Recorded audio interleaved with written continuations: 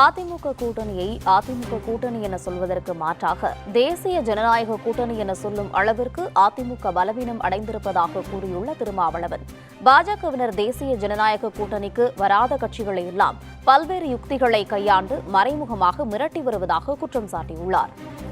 அதிமுக தலைமையிலான கூட்டணி என்று சொல்வதற்கு பதிலாக இப்போது தேசிய ஜனநாயக கூட்டணி என்று சொல்லுகிற அளவுக்கு அதிமுக பலவீனம் அடைந்திருக்கிறது.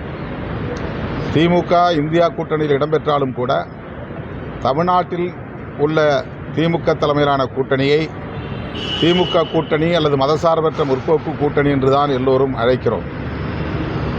ஆனால் அதிமுக தேசிய ஜனநாயக கூட்டணியில் இடம்பெற்றிருந்தாலும் தமிழ்நாட்டில் அதை அதிமுக கூட்டணி என்றுதான் அழைத்திருக்க வேண்டும்.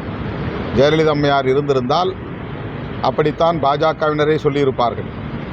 ஆனால் இன்றைக்கு எடப்பாடி பழனிசாமி அவர்களே இது தேசிய ஜனநாயக கூட்டணி என்று சொல்லுவதன் மூலம் பாஜக தலைமையில்தான் நாங்கள் இருக்கிறோம் என்று அவர் ஒப்புக்கொள்வதாக இருக்கிறது. தேசிய ஜனநாயக கூட்டணிக்கு வராத கட்சிகளை எல்லாம் மறைமுகமாக பல்வேறு உத்திகளை கையாண்டு மிரட்டி வருகிறது.